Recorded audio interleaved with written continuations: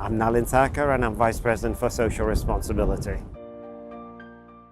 From our beginnings as England's first civic university, we've sought to break down barriers and improve lives. We opened up university education to the working classes and removed religious tests for entry in the 19th century. Christabel Pankhurst studied here before campaigning with the suffragettes for equal voting rights for women.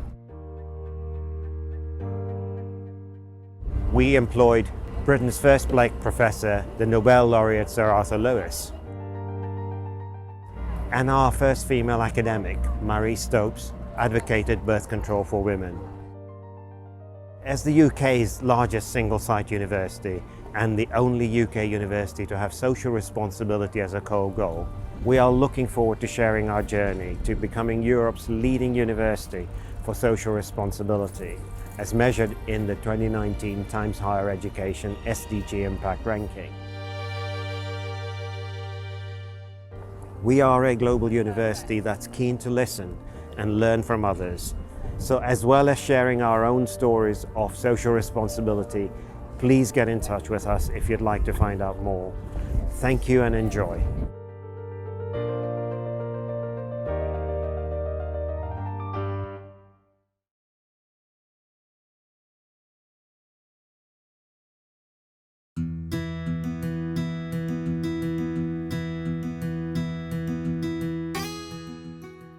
A warm welcome from me to this MOOC on University Social Responsibility. I'm Dr. Julian Skyrme and I'm the university's Director of Social Responsibility. Our institutional purpose to advance education, knowledge and wisdom for the good of society has embedded social responsibility at the centre of all that we do. This raises two questions. Firstly, why was social responsibility made a core goal at Manchester? And secondly, how have we made it a core goal? Making a positive contribution to society is in our history and DNA as an organisation.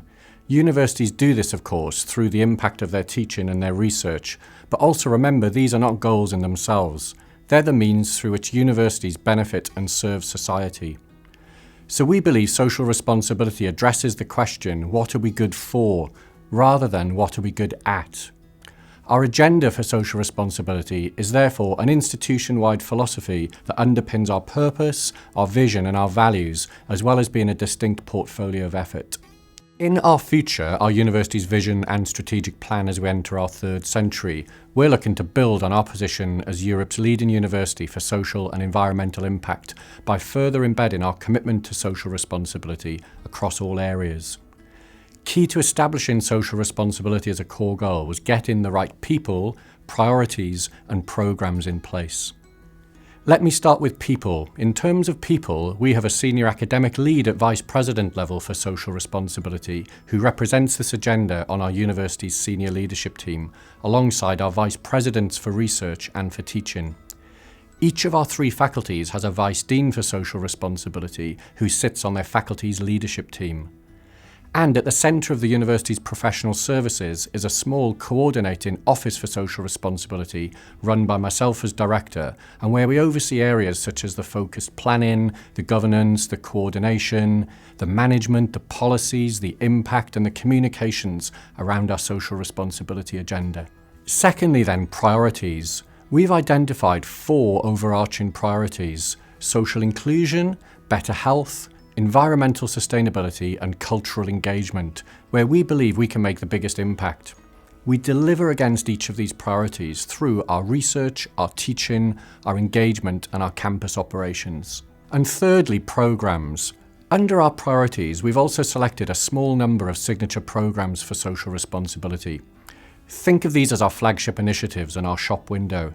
They don't represent everything we do, but they do represent some of the best.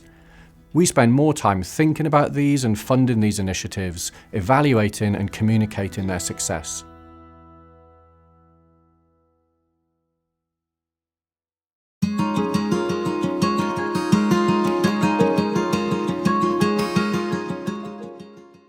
Given what you've read about social responsibility at Manchester, there are 3 key learning points for us on embedding social responsibility in all that we do. Firstly, the importance of having social responsibility as an identified strategic goal separate to research and teaching. Secondly, the importance of having senior staff responsible for these agendas.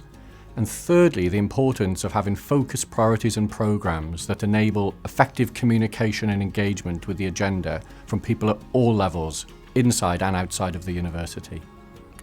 We've identified a number of considerations for you in applying this in your own context, and also highlighted some further reading.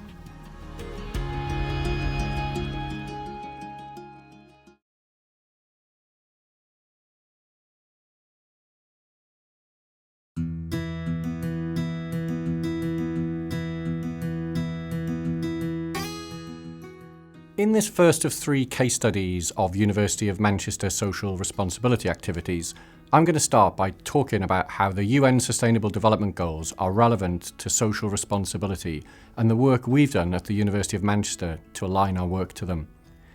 We've chosen this as the first of our 3 case studies because the UN SDGs are the world's call to action on the most pressing issues, and our impact against them was ranked the best in Europe and the 3rd in the world by the Times Higher Education in their inaugural 2019 World University Impact Rankings. There are 2 questions this section will cover. Firstly, how are the UN Sustainable Development Goals relevant to university social responsibility? And secondly, how can mapping be undertaken of different university social responsibility activities against the UN SDGs?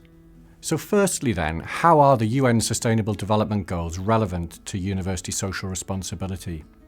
The UN 17 SDGs are our world's call to action on the most pressing challenges and opportunities facing humanity and the natural world. With our unique role in creating and sharing knowledge, universities of course have a direct role in addressing the challenges set out in Transforming Our World, the 2030 Agenda for Sustainable Development. The great thing about the SDGs is that they allow us a universal language and framework to communicate and to prioritise what we do.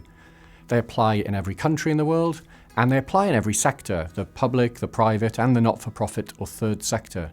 So if we want to get our message out about social and environmental impact of universities, we want to get that listened to and understood by people outside higher education, the SDGs represent the biggest global conversation and set of goals that we can engage with.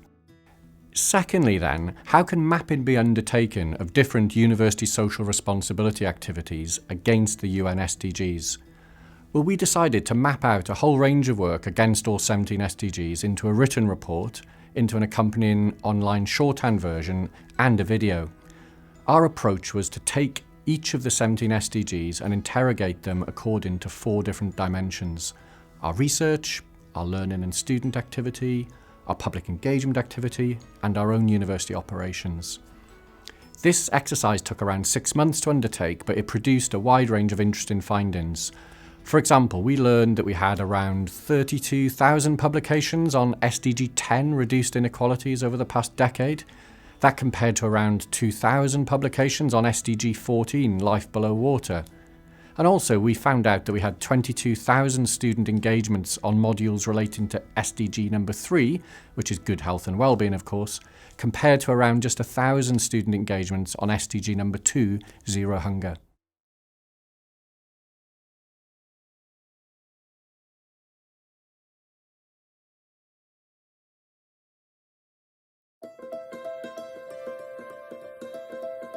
In 2015, the world's nations developed 17 new priorities to end poverty, protect the planet, and ensure prosperity for all. These are the United Nations Sustainable Development Goals. At the University of Manchester, we believe universities exist for public benefit, and our commitment to social responsibility means that we're addressing these global goals through our research, learning, public engagement, and operations.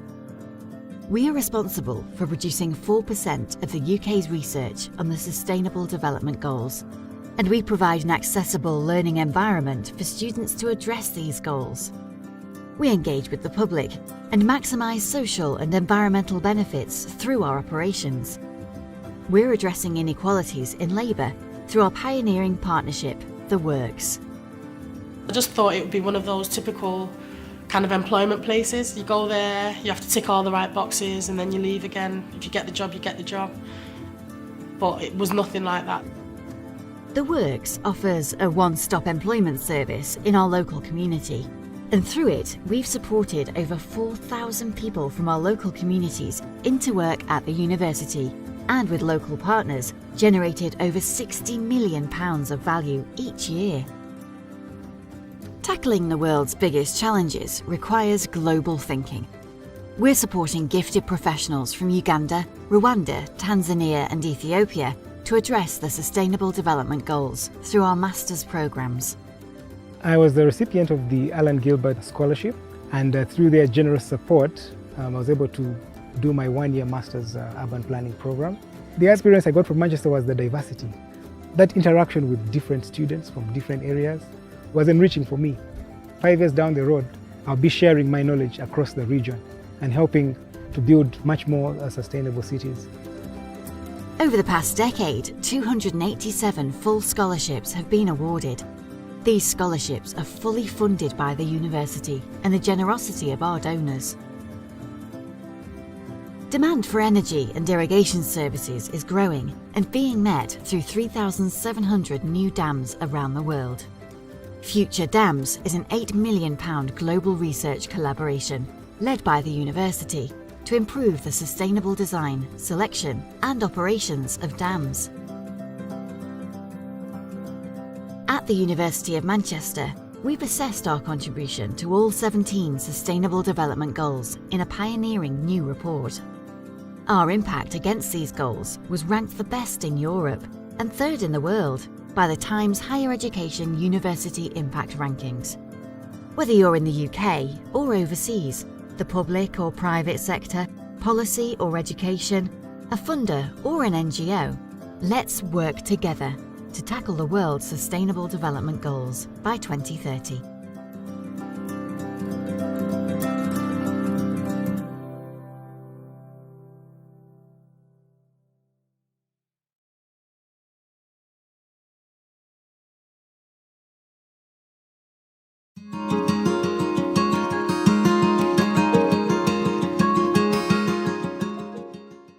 Given what you've read about our work on the SDGs, I'd say in summary that 3 key pieces of learning emerge from our experience of mapping and communicating our work against the SDGs.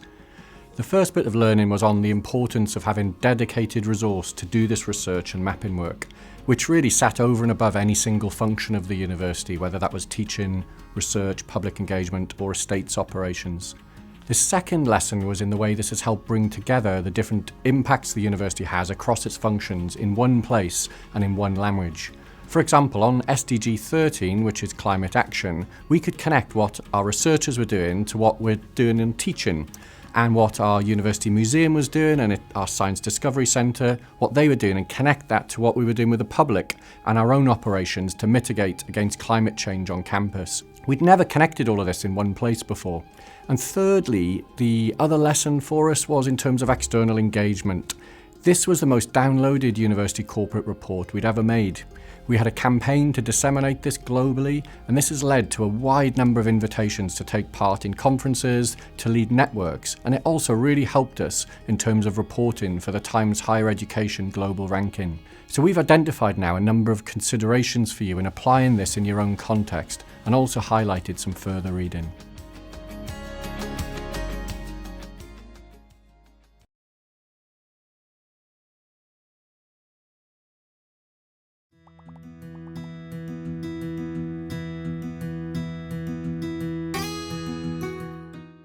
In this second case study of our work, we will examine an example of research that connects to the social responsibility agenda. We'll explore the following key questions. First, how can the design and impact of research support the goals of social responsibility? Are there particular types of research more suitable to co-production than others? What are the advantages and disadvantages of co-produced research? And how can I apply this to my own research in my own institution? Using a case study approach, we will share with you an example where University of Manchester research has played a dual role in producing findings which are both beneficial to society, but which also empowered individuals and local communities through their direct involvement in the research process. The University of Manchester Institute for Collaborative Research on Ageing, or MICRA for short, promotes interdisciplinary research on all aspects of ageing, emphasising the importance of healthy and active ageing. Using research as a way of empowering neighbouring communities is an important dimension of the university's social responsibility agenda. This project involved older people in Greater Manchester as co-researchers. It was they who led this study, which was designed to improve the quality of life in low-income communities. They were trained as co-researchers and they played a leading role in the key sections of the research, right from the design through to the implementation and analysis of data. The project led to tangible outcomes, such as the return of a much-loved local bus service, and it was also supported by Manchester City Council in its efforts to promote age-friendly communities. The project took a partnership approach across various agencies such as the university, local government, and local community groups. So 18 older co-researchers were recruited, and some of these were themselves experiencing isolation or poverty or health problems. And these 18 co-researchers, they interviewed 68 people across 3 neighbourhoods in Manchester about their needs. The co-researchers took actually a lead role in delivering, in developing and disseminating the research. They were given training also to ensure that they understood the different phases and techniques involved in university research. The co-researchers also then produced a guide to their work.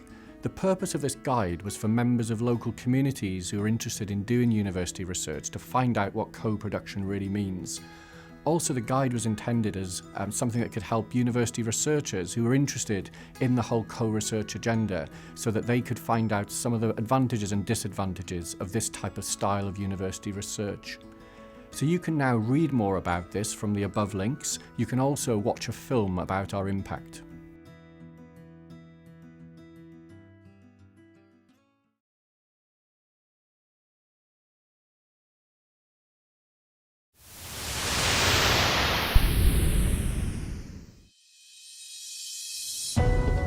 As the global population ages, more and more people are choosing to grow old in cities. Ageing is the big demographic shift. You put that together with urbanisation, you're seeing the 2 big demographic shifts across the world. In 15 years' time, at least a quarter of the world's population living in cities is going to be aged 60 and over. But are we ready for this change? These people have a right to a good old age. This is my hometown, this is my country, this is my home. Who's actually making sure these people are happy? Who's making sure that they are part of the community? One of the dangers, if we don't do anything, is that the people who are already most excluded are going to be more and more socially excluded. We'd find that people are dying needlessly prematurely. It's time to rethink the way we shape our urban environments. How dare they say that old people are not wanted in the city? We helped to build the bloody city.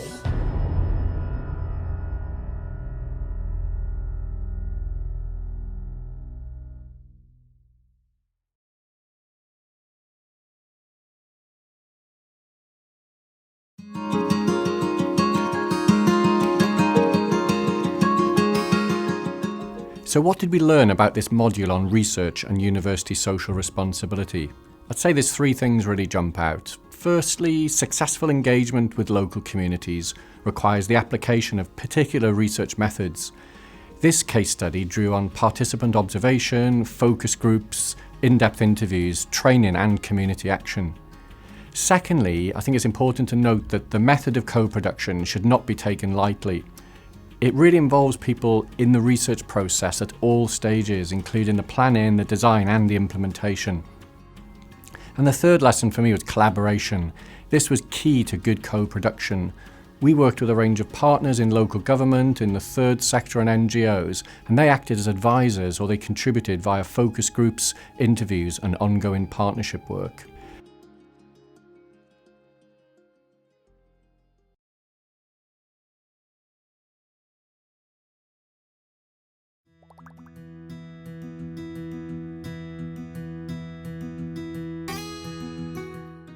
In this third and final case study, we will share with you an example of how we have engaged staff and alumni in social change projects above and beyond their substantive roles. We're exploring two key questions in this case study. Firstly, how can universities engage their staff and alumni in social responsibility activities? And secondly, what benefits did we get from a focus on one key activity to get staff and alumni to support educational standards in schools as volunteer members of school governing bodies? Okay, so to the first question then, how can universities engage their staff and alumni in social responsibility activities? I think it's important to note that the most significant benefits staff in universities bring to society is actually through their substantive roles as researchers and teachers. In other words, we're about knowledge in universities, creating knowledge and passing it on. That said, universities everywhere try to engage their staff, their alumni and their students in all sorts of other activities to benefit society, and universities have people in them with a wide range of skills and competencies, and these can benefit broader society. Much of the evidence from around the world of corporate social responsibility has shown that engaging staff in social change activities works best with the following features. First, where the focus relates directly to the core purpose of an organisation. So trying to engage staff and alumni on, for example, animal welfare or marine conservation, that would work well if this was the focus of a university's research and teaching. If it wasn't, however, then it's not likely to resonate as well with staff. The second thing to bear in mind from the world of corporate social responsibility is also that staff can readily contribute their skills. So staff in universities might be better, for example, at analysing data as opposed to mentoring. We've found, therefore, that engaging staff and alumni in educational-focused activities has resonated most clearly with them, and is something that almost all of our university community can make a contribution to. So the second question in this module is, what benefits did we get from a focus on just one activity to get our staff and our alumni to support educational standards in schools as volunteer members of school governing bodies? So we decided to engage staff and alumni in this one volunteer activity, and this really had the advantage of providing a focus of effort that would otherwise not have been possible if we'd given a wider menu of opportunities or activities. So through our School Governor Initiative, our staff and alumni bodies, they've made the UK's biggest contribution to volunteering in the education sector through encouraging over 12,000 staff that we've got, and also around 500,000 alumni, to volunteer their time in our pioneering School Governor Initiative. Our volunteers, whether they're staff or alumni, they sit on the governing body of schools, and this governing body determines the strategic direction of the school, and it also holds a head teacher to account for standards. Running since 2012, the impact of the scheme has been significant, and it's won a range of prestigious and major awards for impact, for example by the Times Higher Education, The Guardian, the Queen's Award for Voluntary Service, and also the International Green Gown Awards. The scheme has engaged more than 1,000 staff and alumni, which is the biggest contribution of any organisation in the UK. 450,000 learners have been supported through the programme now. And also the programme has disproportionately benefited schools in the most challenging circumstances. The value of the programme also is estimated to be around £6 million per annum. There's also many other benefits for the university. So you can now read more about our School Governor Initiative and also watch a film about its impact.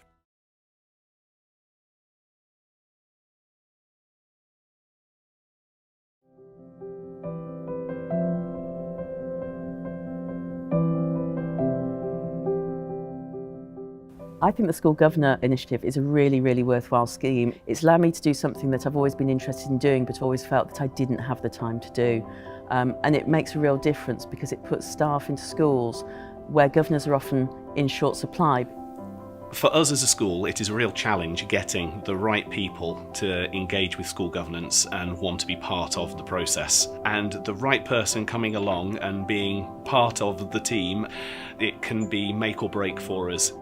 We've really led the way on this agenda at the University of Manchester by becoming the first university to create more than 1,000 governors amongst our committed staff and alumni bodies. Being a governor gives me a lot. It gives me a real sense of achievement that I'm making a difference in an area where quite often the young people face massive, massive challenges. The children start seeing those people who've come in and visited, those faces that they see, that straight away opens doorways for them. They see themselves in those roles. One of the major benefits of the School Governor Initiative is that we've been able to take a scheme which has been extremely successful locally and scale that up. We are now working with other universities to encourage them and support them to adopt similar schemes in their institutions, therefore multiplying the impact that the initiative can have.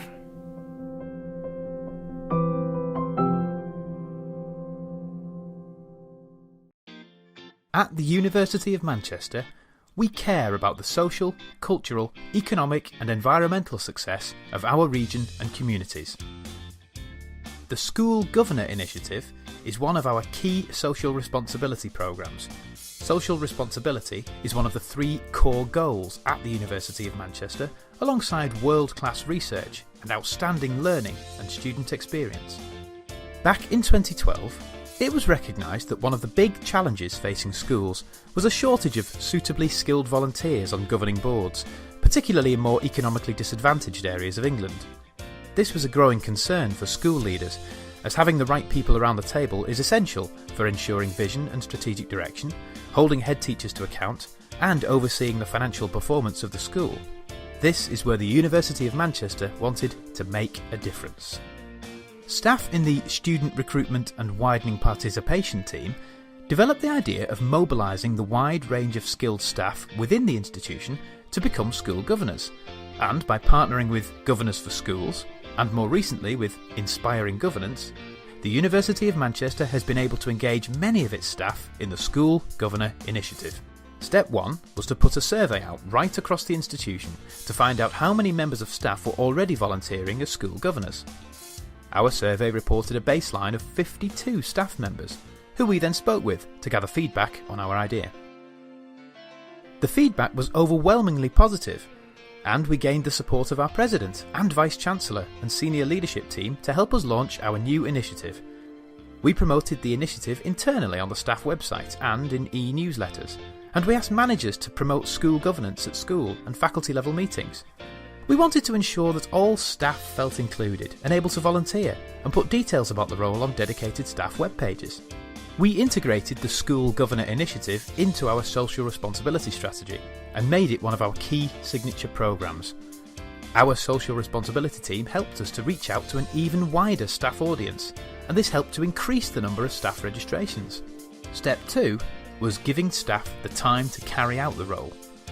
By working with our HR department, we amended the policy on public service leave so that staff had an extra 5 days entitlement to attend meetings and other important activities during working hours. Being a governor sometimes requires volunteers to go into school during working hours, although most meetings do take place at the end of the day. Most meetings are also scheduled well in advance, so staff can make internal arrangements to fit it in around their university role. With the infrastructure in place, Step 3 was organising a series of events aimed at staff across the university. At these events, we offered our staff helpful information and advice about becoming a school governor. We asked current governors to talk about their own experience, and we asked our partner agencies to talk about the process of being placed in a school. Registering an interest in becoming a governor was quick and easy, and many staff were eager to volunteer. The matching of staff to vacancies was done by our partner agencies, and the initiative attracted staff from a variety of roles and ages. Within a year of launching, we were starting to make a huge impact on governor vacancies in schools across Greater Manchester, Cheshire and Derbyshire, the areas where the majority of our 12,000 staff reside. Tracking our progress was easy, as we worked closely with Governors for Schools, and we were delighted to go to the top of the North West Employer Leaderboard in 2012. As well as recruiting new volunteers, we also wanted to support our current school governors. Governors are at the heart of how a school operates, and it's therefore important they feel confident and knowledgeable in what they do. Our initiative helps support and develop governors through the School Governor Network. We hold a wide variety of internally organised events, including lunchtime meetings, information sessions, and an annual School Governor Conference. We provide an online and face-to-face platform for staff to discuss their role, share best practice, and network with their colleagues. This formula has proved invaluable to many of our governors who enjoy the benefit of being part of a large and active network here in the workplace. At the end of 2013, we took the opportunity to spread the success of our initiative by inviting our large community of alumni to join in. Asking our alumni to give something back to their own communities by donating their time rather than money meant that our Governor programme could reach areas of England that university staff alone would not be able to govern in. We repeated the same baseline survey to gather information on how many current governors there were, and provided our alumni with the same simple way of registering their interest. The response was phenomenal, and soon we had hundreds of new volunteers registered all over the country. The School Governor Initiative has had an important impact on both the schools and the volunteers. In 2017, data showed that 80% of schools where university staff volunteer are judged good or outstanding by Ofsted, and 53% have improved their Ofsted judgments since having a University of Manchester governor on their board. Every 2 years, we survey our staff governors to find out what skills and knowledge they are contributing through their governor role, and what benefit the role is having on them as individuals and in the university workplace. 91% of staff governors say they have made use of their existing skills and knowledge, and the main skills benefiting the schools are communication, decision making and strategic thinking, followed closely by data analysis. 85% of staff governors say they had gained new skills in their governing role, showing that through their volunteering they are developing new skills which can be used back in the workplace. The most prominent skills gained have been confidence, financial analysis, decision making, strategic planning and communication. When we look at the impact our staff governors are having on schools, the combined economic value is in the region of £1.5 million, and volunteers are having an impact on 99,000 learners. Together, staff and alumni governors support almost 450,000 learners and contribute in the region of 12,000 working days every year. Between 2014 and 2018, the University of Manchester won a number of prestigious awards, including the Times Higher Education Award for Outstanding Contribution to the Local Community, the Green Gown Award for Social Responsibility, the Queen's Award for Voluntary Service, and most recently, the Spirit of Manchester Award for Employee Volunteering.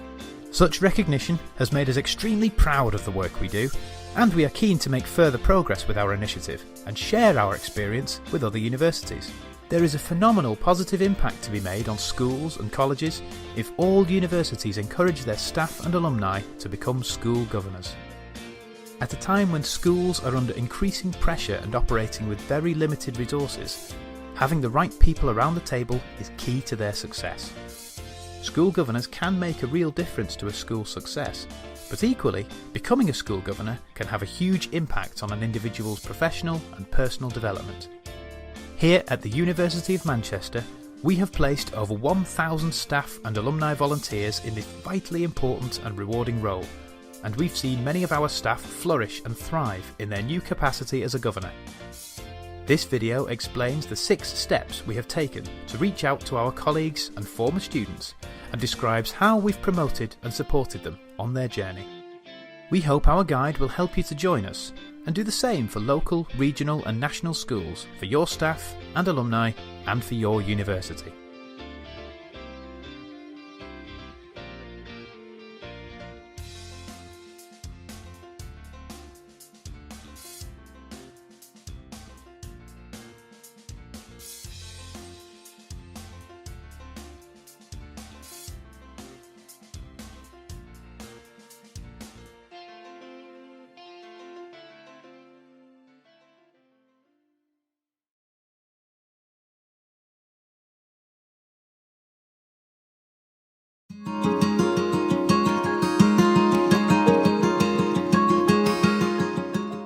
So the key things we learned in delivering this initiative was about the following. Firstly, focus. Having one key initiative that could in theory engage everyone rather than many different activities, this really helped drive engagement.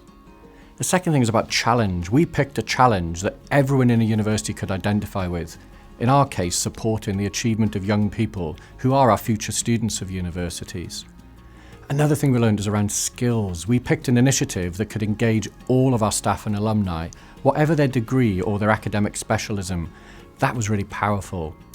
And the other thing was around alumni engagement. By picking a theme that could engage alumni as well as staff, this allowed us to engage with a much, much bigger audience and level of impact than would have been the case if we just targeted staff. This, as you can imagine, has also given us lots of other benefits in terms of engaging former students to make non-financial commitments to the university using their time.